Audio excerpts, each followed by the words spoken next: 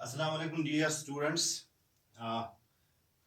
Class 8th English में हमने कुछ दिन पहले एक पोइम पढ़ी थी, पोइट्री सेक्शन से पोइम पढ़ी थी हमने, मीटिंग पॉइंट्स। मीटिंग पॉइंट्स जो इम्स डी सुजा ने लिखी हुई है, तो उसको हमने एट लेंथ पढ़ा हुआ है और उसको उसकी मीनिंग भी समझी हुई है अच्छी तरह, और पोइट क्या कहना चाहता है उस पोइम में वो भी हमने उसमें जाना। तो आज इसकी एक्सरसाइज है, लेकिन एक्सरसाइज से पहले दो चार चीजें उस पॉइंट की आपको मैं क्लियर कर दूं ताकि आप इस एक्सरसाइज को अच्छी तरह समझ सको और जो आंसर्स दिए हुए हैं उनको भी अच्छी तरह समझ सको। तो इस पॉइंट में मीटिंग पॉइंट्स जो है, इसमें यूनुस डी सूजा ने कोशिश की है कि वो पॉइंट्स के बारे में, मीटिंग पॉइंट्स ये वो कहती हैं कि जब हम पॉइंट्स से मिलते हैं या पॉइंट्स को जानने की कोशिश करते हैं तो हम ज्यादातर उनकी बाहरी सूरत, उनकी लुक और उनके कपड़े, उनके लाइफस्टाइल से उनको जानने की कोशिश करते हैं। तो हमें उनकी वो चीजें जो हैं वो अजीब सी लगती हैं, उनका शेबी लुक लगता है वगैरह वगैरह। और साथ में वो ये कहती हैं कि अगर पॉइंट्स को आपको जानना है, पॉइंट्स को जानना है तो उनके लाइफस्टाइल या उनकी लुक की तरफ मत जाइए, बल्कि अगर आपको सही मानों में पॉइंट्स को जानना है तो उनकी पोइट्री को आप देखिए, उनकी पोइट्री को लर्न कीजिए, वहां से उनकी पर्सनालिटी आपके सामने आएगी। तो आज हमारे पास अब क्वेश्चंस हैं, इसकी जो एक्सरसाइज फॉलो करती है वो है, सबसे पहला क्वेश्चन इसमें है, why is the poet confused when she meets poets. जो अभी मैंने बात की, वो कंफ्यूज रहता है हर बार, पोइट हर बार कंफ्यूज रहती है। क्यों? क्योंकि उनका वो शैबी लुक, बाकी चीजें, लाइफस्टाइल। तो उसी से रिलेटेड क्वेश्चन पूछा गया है, why is the poet confused when she meets poets. तो क्यों वो कंफ्यूज रहता है या क्यों वो कंफ्यूज रहती है जब वो किनके साथ, पॉइंट्स के साथ मिलती है। यहां पे ऑथर भी यही है और पॉइंट भी है, खुद भी पॉइंट है। The poet gets confused when she meets poets because she tries to जज them from their appearance and lifestyle. ये कंफ्यूज क्यों हो जाती है? इसलिए कंफ्यूज होती है पॉइंट्स को देख के, क्योंकि वो उनको जानना चाहती है जो कुछ वो दिख रहे हैं, बाहरी सूरत जो है उनकी दिख रहे हैं, या जो उनका लाइफस्टाइल है, कपड़े पहनने का ढंग है, जूते पहनने का ढंग है, तो उसी वजह से वो कंफ्यूज हो जाती हैं। It's not necessary that a poet who looks shabby और behave strangely can't create great works of art. ये दूसरी बात यहाँ पे आप ये आपको क्लियर हो जानी चाहिए कि ये जरूरी नहीं है कि एक पोइट जो अजीब तरह का लुक जिसका दिखता है, जो अजीब तरह तरह की बातें करता है, वो कोई अच्छा काम, आर्ट का कोई अच्छा काम नहीं कर सकता। To know a poet. अब दूसरी बात, टू नो ए पोइट, एक शायर को जानने के लिए, एक पोइट को जानने के लिए, सही मानों में उसको जानने के लिए, we should read their poetry. हमें क्या करना चाहिए? हमें उनको उनकी पोइट्री से जानना चाहिए, हमें उनकी पोइट्री को अच्छी तरह जानना चाहिए, पढ़ना चाहिए, तब जाके हम उनकी पर्सनालिटी के बारे में कुछ भी बोल सकते हैं या कुछ भी कह सकते हैं। तो ये क्वेश्चन का आंसर यहाँ पे फिर एक बार इस क्वेश्चन में देखिए, why is the poet confused when she meets poets. Confuse वो इसलिए हो जाती है क्योंकि वो उनको उनकी बाहरी सूरत को देखती है। The poet gets confused when she meets poets because she tries to जज them from their appearance and lifestyle. वो कंफ्यूज इसी वजह से हो जाती है, उनकी बाहरी सूरत को देखती है, उनके लाइफस्टाइल को देखती है। लेकिन it's not necessary that a poet who looks shabby और behave strangely can't create a great work of art. ये जरूरी नहीं है, ये फिर मैं आपको बोल देता हूं, ये जरूरी नहीं है कि एक पोइट, एक शायर जो है, उसकी जैसी भी लुक हो, जैसे भी कपड़े हों, या वो अजीब अजीब तरह की बातें करता हो, कि वो ग्रेट वर्क ऑफ आर्ट नहीं कर सकता, वो अच्छा काम नहीं कर सकता अपने फील्ड में, पोइट्री में। To know a poet truly, उसको जानने के लिए, सही मानों में जानने के लिए एक शायर को, we should read their poetry, हमें उनको उनकी पोइट्री से जानना चाहिए, उनकी पोइट्री को पढ़ना चाहिए, समझना चाहिए। तो फिर दूसरा क्वेश्चन है, what is the best way to know poets. वो तो यहाँ पे आ गई बात।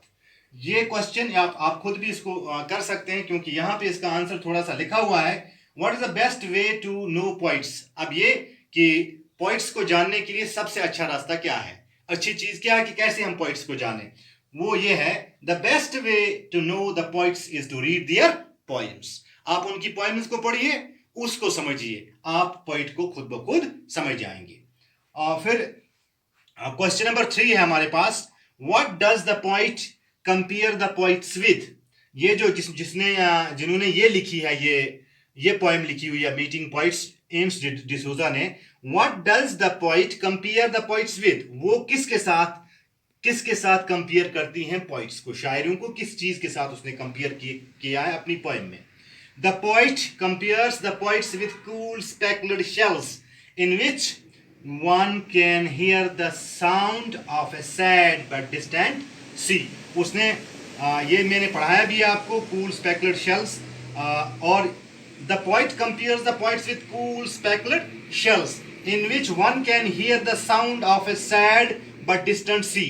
अगर आपको उनको जानना है, मतलब ये कपड़े दबेदार हैं उनके, मतलब अजीब किस्म की उनका कपड़े पहनने का स्टाइल है, बाकी चीज़ है, तो एक शैबी लुक देते हैं वो, लेकिन अगर अच्छी तरह हम उनको समझेंगे, ये किसके one can hear the sound of a sad but distant sea. अगर हम अच्छी तरह उनको जानेंगे तो उनकी गहराई, जितनी समंदर की गहराई होती है, उस तक हम पहुंच सकते हैं। फिर है question number 4, explain the phrase wasp in the voice. यह आपने पढ़ा हुआ है कि अजीब किस्म की वो कड़वाहट शायर के स्पीच में होती है, या उनकी बोलचाल में एक अजीब किस्म की कड़वाहट होती है, तो वेस्प इन द वॉइस उसी को कहा जाता है। Here wasp in the voice means bitterness in the speech of the points. वो अजीब किस्म की जब बात करते हैं, कड़वाहट से जो बात करते हैं, उसे यहाँ पे हमारी इस जो पोएम है मीटिंग पॉइंट्स, उसमें वेस्प इन द वॉइस उसी चीज़ के लिए इस्तेमाल किया गया है। किस चीज़ के लिए? Which means bitterness in the speech of the points. तो ये तो रहे 4 क्वेश्चन जो इसको फॉलो किए थे। अब एक और क्वेश्चन है, give the denotative and connotative meaning of the following words. Denotative and connotative meaning of the following words, ये आपकी बुक पे भी है, पहला आपके लिए वहाँ पे उन्होंने सॉल्व किया हुआ है, लेकिन यहाँ पे मैं वो भी लिखता हूँ, और ताकि आप इजीली इस एक्सरसाइज को कर सको और लर्न कर सको। सबसे पहला वर्ड है यहाँ पे कलर। डिनोटेटिव मीनिंग इसका है अपीयरेंस, क्या दिखता है, देखने से हमें चलता है पता, अपीयरेंस से हमें पता चलता है कि कलर क्या है। यहां पे कनोटेटिव मीनिंग इस पोएम में क्या है? डिसऑर्डरलीनेस, शैबीनेस। इस पोएम में इसका कनोटेटिव मीनिंग क्या है? डिसऑर्डरलीनेस और शैबीनेस। तो सबसे पहले मैंने बोला आपको कलर, डिनोटेटिव मीनिंग इसका है अपीयरेंस। अपीयरेंस जो जैसा दिखता है, देखने से हमें पता चलता है कलर क्या है। यहां पे कनोटेटिव मीनिंग इसका है डिसऑर्डरलीनेस और शैबीनेस। किस चीज में डिसऑर्डरलीनेस? जो अभी मीटिंग पॉइंट्स में हमें 1-2 लाइन में हमने पढ़ा था, तो उससे रिलेटेड कनोटेटिव मीनिंग इसका है, किसका? कलर का। दूसरा है सस्पिशन, शक, डाउट। सस्पिशन कहते हैं हम डाउट को, डिनोटेटिव मीनिंग। लेकिन यहां पे क्या है? यहां पे हिंट के तौर पे इस्तेमाल हुआ है, किस? इस पोएम में मीटिंग पॉइंट्स। फिर तीसरा है डैंकनेस, DANKNESS। डैंकनेस मींस डैम्पनेस, और इस पोएम में इस्तेमाल हुआ है, कनोटेटिव मीनिंग इसका है अनप्लीजेंटनेस। जो डैंकनेस पाई जाती है शायरों के उस मिजाज में, बाकी चीज, तो ये उसी से रिलेटेड है। डैंकनेस डिनोटेटिव मीनिंग है इसका डैम्पनेस, और कनोटेटिव मीनिंग क्या है? अनप्लीजेंटनेस। फिर है cool, cool means fairly cold, ठंडा, तो यहां पे उसका मतलब है काम, यहां पे उसका मतलब है काम। तो ये 4 हो गए इसके, तो इससे आगे और 2 हैं। तो 5th है हमारे पास, ये 4th था, कूल, फियरली कोल्ड, काम, और 5th है स्पेक्युलर्ड, SPECKLED, स्पेक्युलर्ड। इसका कनोटेटिव मीनिंग क्या है? कनोटेटिव मीनिंग जो अभी मैंने नीचे लिखा भी, कनोटेटिव मीनिंग इसका है ना, डिनोटेटिव मीनिंग, पहले डिनोटेटिव मीनिंग फिर कनोटेटिव मीनिंग। कनोटेटिव मीनिंग, तो डिनोटेटिव मीनिंग इसका है मार्क्ड विद स्पॉट्स। स्पेकुलेट का मतलब क्या है? Marked with